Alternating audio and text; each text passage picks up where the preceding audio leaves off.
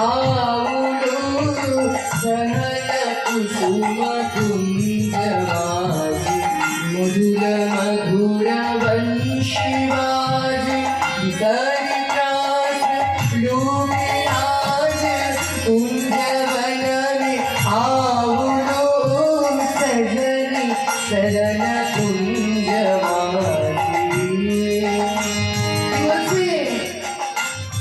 सहल कुसुम कुंजमाज मृदुल मधुर वंशीवाज विसरित्रास लोक लाज आओ सजनी आओ।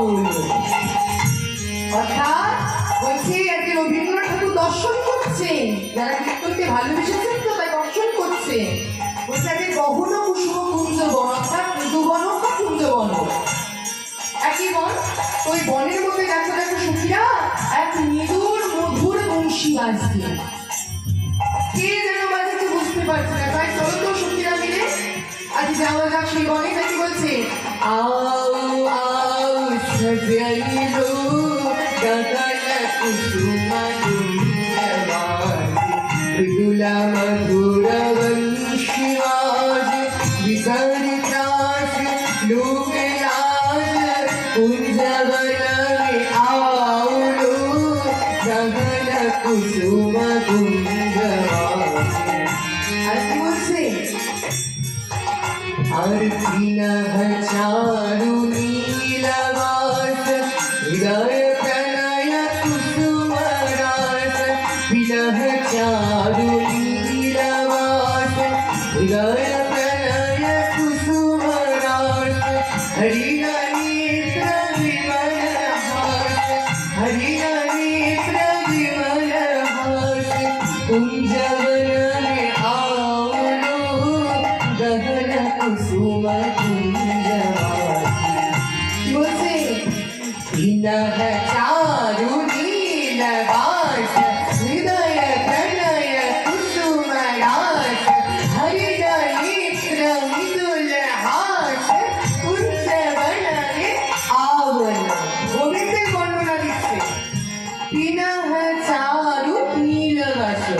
সখীরা দেখো যে বংশী বাজাচ্ছে তার বর্ণনাটা কেমন, নীল রঙের বস্ত্র ধারণ করেছে তিনি আজকে। দিনহ চারু নীলবাস। আবার কি বলছে হৃদয়ে প্রণয়ে কুসুম রাত, হৃদয়ে কুসুমের মালা পড়েছে। আর কুসুমের মালাটা তো ঠোকায় ঠোকায় খুলে ভরা, তাই কুসুম রাস। দিনহ চারু নীলবাস হৃদয়ে প্রণয়ে কুসুম রাস হরিণ নেত্র মৃদুল হাস। অর্থাৎ তার নয়নটি কেমন হরিণের নয়নের মতো, আর মুখের হাসিটি মৃদু হাসি। কুঞ্জবন में আউলো, কুঞ্জবনে এমন মৃদু হাসি কার? আজকে প্রাণ গোবিন্দের। তা কি বলছে কুঞ্জবন में আউলো গগন কুসুম কুঞ্জবাজ মৃদুল মধুর বংশীবাজ বিসরিत्रास लोक लाज कुंजवन आउलो गगन कुसुम कुंजवाज। আর কি বলছে देखलु सखी श्यामुराय नयन प्रेम उथल साय मधुर बदन अमृत सदन चंद्रवाय। কি বলছে देखल सखी श्यामुराय नयन प्रेम उथल साय मधुर बदन अमृत सदन चंद्रवाय। বলছি সমস্ত সখীরা আজকে রাধা গোবিন্দের যুগল রূপে তাকিয়ে দেখো। কি বলছে যুগল রূপ দেখলে? বলছে আজকে যুগল রূপে তাকিয়ে দেখো। দেখলে সখী শ্যামুরায় নয়নে প্রেম উথল যায়। এই যুগল রূপ তাকিয়ে যেন যে নয়নের প্রেম থামছে না, আজকে নয়নে যেন প্রেম থামছে না এই যুগল রূপ দেখে। নয়নে প্রেম উথল যায় মধুর বদন অমৃত সদন চন্দ্র যেন বিন্দিছে। অর্থাৎ তাদের মুখের বদনটি এত সুন্দর যেন আকাশের ওই পূর্ণিমার চাঁদ পর্যন্ত তাকে লজ্জা পেয়ে যাচ্ছে। যেন আজকে আজকে রাধা গোবিন্দের যুগল স্বরূপের কাছে যেন ওই পূর্ণিমার চাঁদ পর্যন্ত লজ্জা পেয়ে যাচ্ছে। কিছুদিন আগে তো পূর্ণিমা ছিল, পূর্ণিমার চাঁদ কত সুন্দর গোল হয় না, কত সুন্দর দীপ জ্যোতি থাকে, কিন্তু ওই চাঁদও যেন রাধা কৃষ্ণের যুগলের রূপের কাছে আজকে হার মেনে কি লজ্জা পাচ্ছে।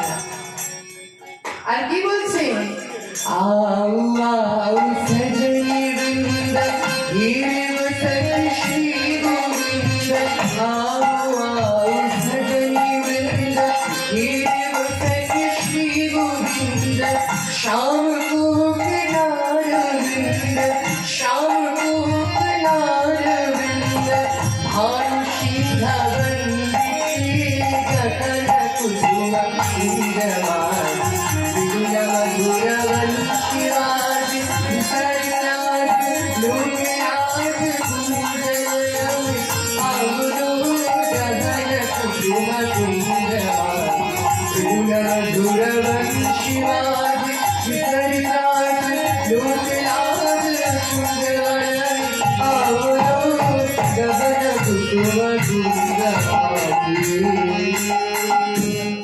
দেখুন কত সুন্দর পদাবলী লিখেছি। তাহলে যারা কীর্তনকে ভালোবাসেন, যারা কীর্তনকে বোঝে, তারা জানে যে কীর্তনে কত মধু আছে। রবীন্দ্রনাথ ঠাকুর কীর্তনকে ভালোবেসেছে বলে তো এত সুন্দর পদাবলী লিখেছে। আমরা কি পারবো? আমরা যদি কীর্তনকে ভালো না বাসি, আমরা যদি কীর্তনকে না বুঝি, আমরা কি পারবো ভালোবাসতে? পারবো না। তাই কীর্তনকে যারা ভালোবাসে পদাবলীর মাহাত্ম্য জানে। তাই যারা মহাজনরা পদাবলী লিখেছেন, এই পদাবলী যদি আমরা কীর্তনে না গাই বাবা, তারা সবাই কীর্তনই না। কীর্তন সম্রাট শ্রীমান ভট্টাচার্য পর্যন্ত বলেছে, শাস্ত্র লেখা আছে, কারণ পদাবলী কীর্তনে যদি মহাজনের পদাবলী না গাওয়া হয়, তারা কীর্তনই না। তাই আমাদের পদাবলী গায়। তাই পদাবলীর মাহাত্ম্য অনেক, শুনলে বুঝতে পারবেন, হৃদয়টা যেন নাড়া দিয়ে উঠবে পদাবলীকে। তাই আজকে কি হলো, প্রাণ গোবিন্দ কথা বলতে বলতে আজকে শ্রীমতী রাধারানীকে আজকে শ্যামলা আবার প্রশ্ন করে উঠেছে। বলছে, সত্যি